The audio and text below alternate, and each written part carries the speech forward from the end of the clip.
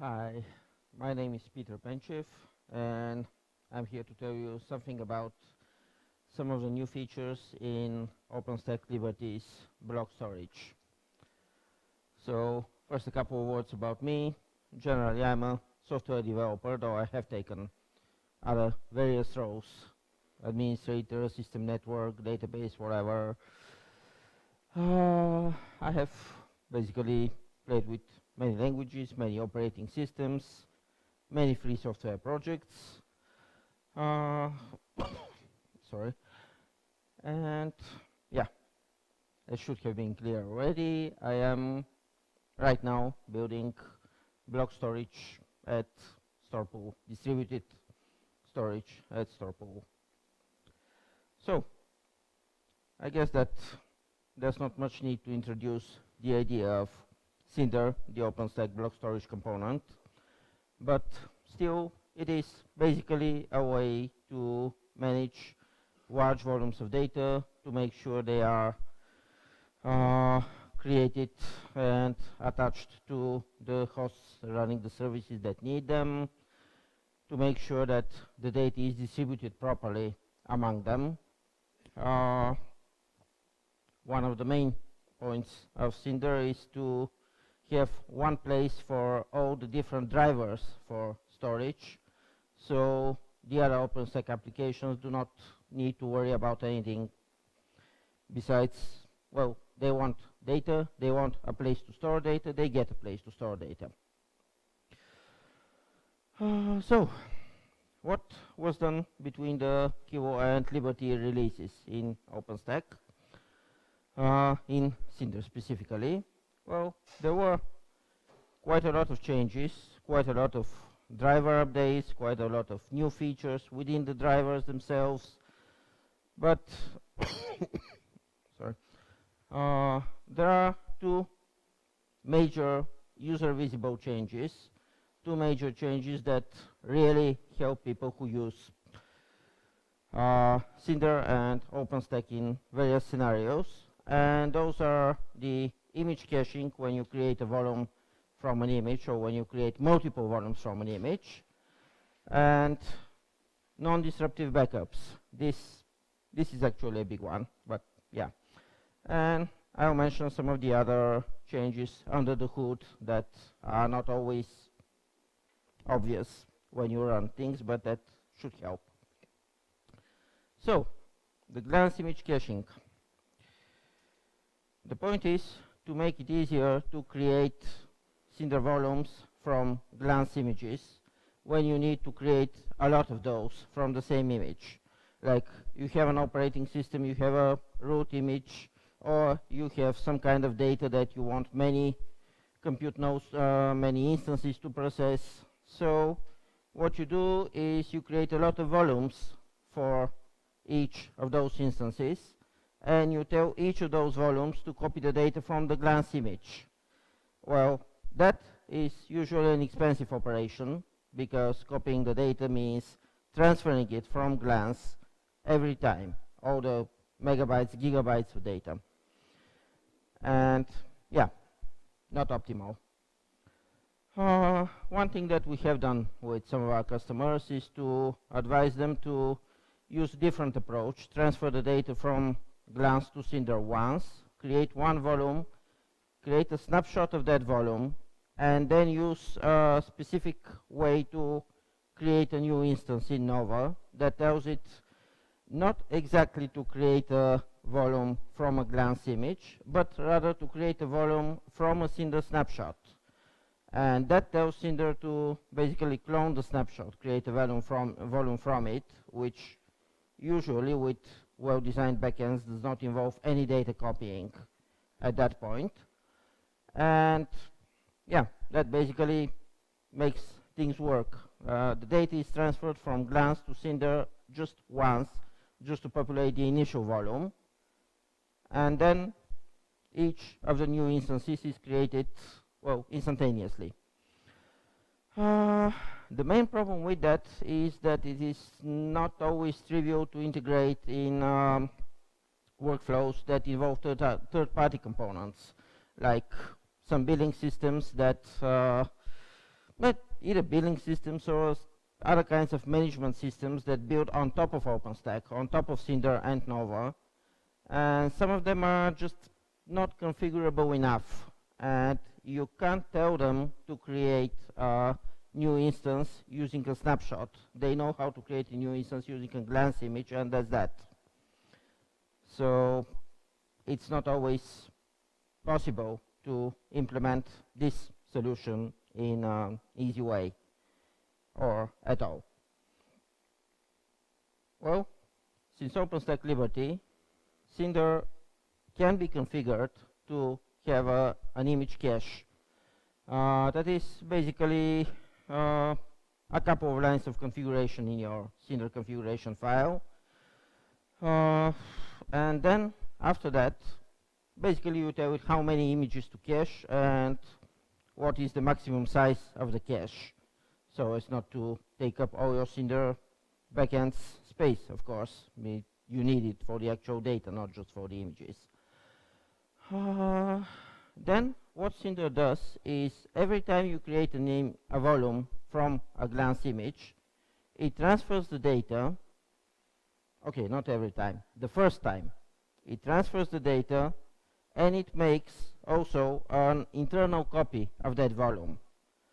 And if you do that, if you create another volume from the same image afterwards, then there shall be no data transferred. Cinder already knows that this image has been cached. And similar to the snapshot idea, if your backend supports easy cloning of volumes, like create one volume from another, then this is exactly what happens. And this requires no change in the workflow of consumers. The API calls are exactly the same, the command line calls are exactly the same, GUI, everything. You just create a volume from a glance image, and when you create a second, a third, a fourth volume, Cinder does that transparently and transfers no data at all. Okay, the other major feature.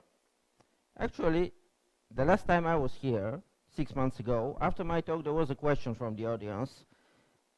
How do you do backups of running instances of data on Cinder volumes? And my answer at the time was try to use snapshots if possible, because this is sometimes the best way to do it. Why? Why not use the integrated backup functionality in Cinder? Well, here's why. Until now, backing up a Cinder volume basically meant that the Cinder volume service, the driver, so to speak, attaches the volume to itself and then starts reading all the data and writing it out to wherever you want this the data to be stored. That is, it could be sent to another Cinder volume, or it could be sent to glance. You can back up to an image, or it could be sent to Swift or something like that. The problem is that this operation takes time. Sometimes it can take a lot of time. And during that time, while between starting to read from the beginning of the volume and finishing the read from all the volume, if that volume is actually in use, the data may have changed. And the data may have changed in very, very bad, inconsistent ways.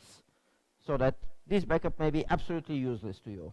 I mean, I guess most people have some idea of what an inconsistent backup means.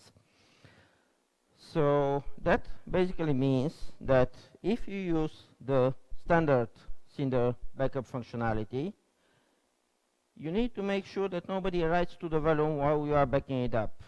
That means that nobody has that volume attached to a running service, to a running instance.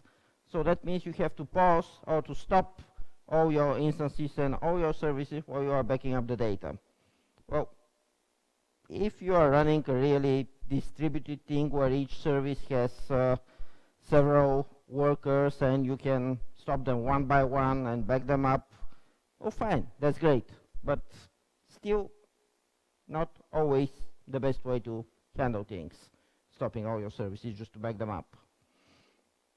Well, now in OpenStack Liberty, there is actually another way.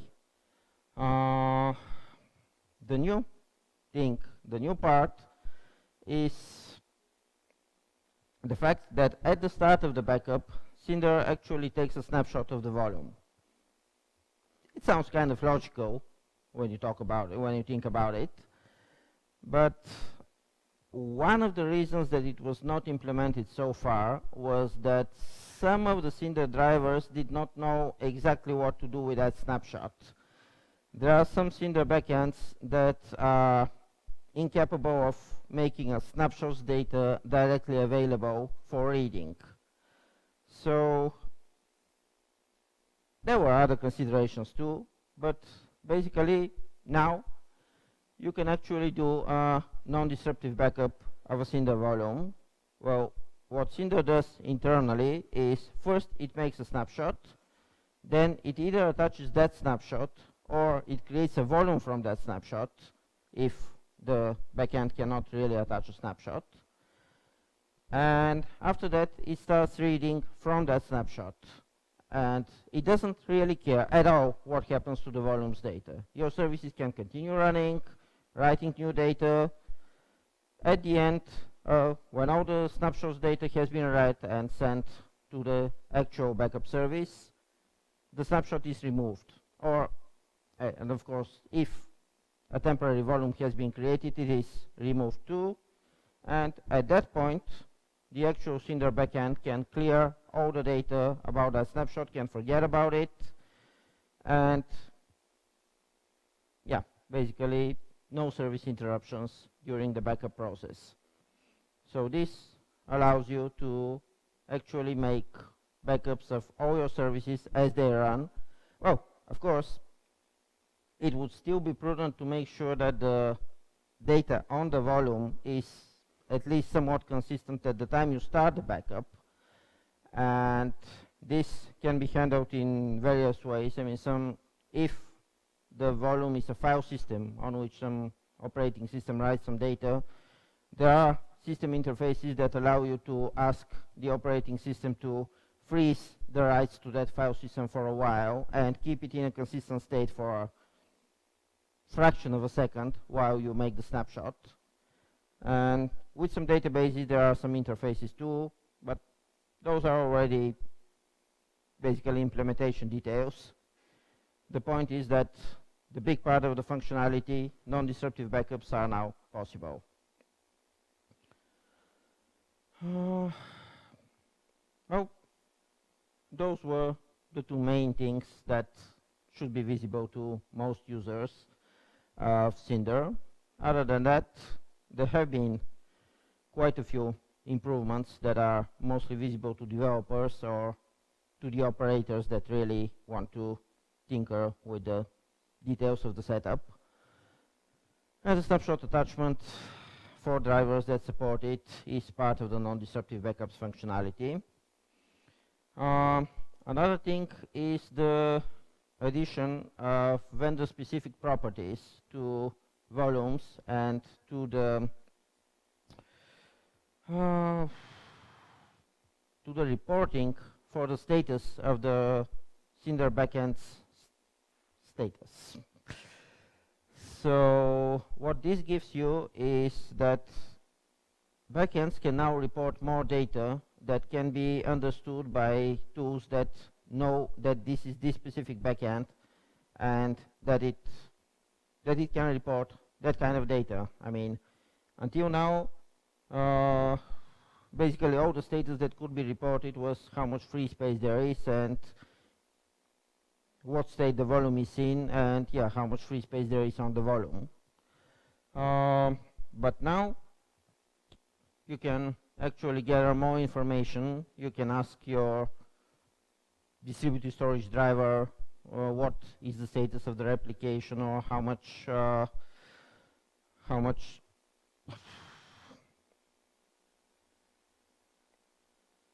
space has been used by internal structures, or if there are any low-level data migrations going on right now so that the data is distributed evenly and stuff like that. Yeah, this does require support in the tools that gather statistics, but it is now possible to do that. There is another thing, so-called multi-attach, that is attaching a volume to multiple hosts for various purposes.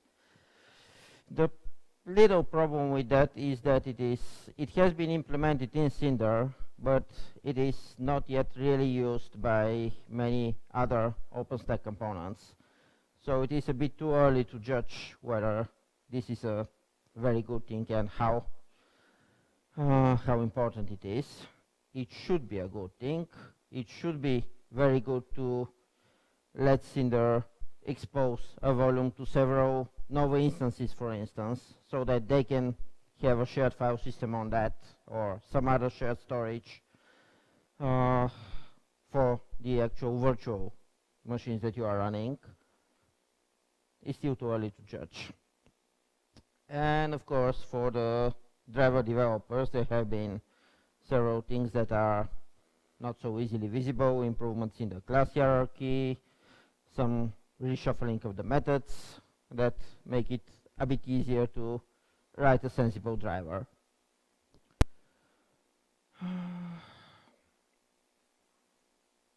And actually, that was my presentation. So, any questions you might have? Yeah. You mentioned that you can configure class caching. You can configure how much size and is dedicated to that caching. Yeah. Happens when it reaches the goal. Alt images are expurged from the cache. Alt images are evicted. You can configure an age for each image, how long will it be kept locked in the I'm not really sure, but maybe not for the present. I think that the two main configuration options are the total size and the number of images cached. Yeah. So, any other questions? Okay, well, thank you for listening then.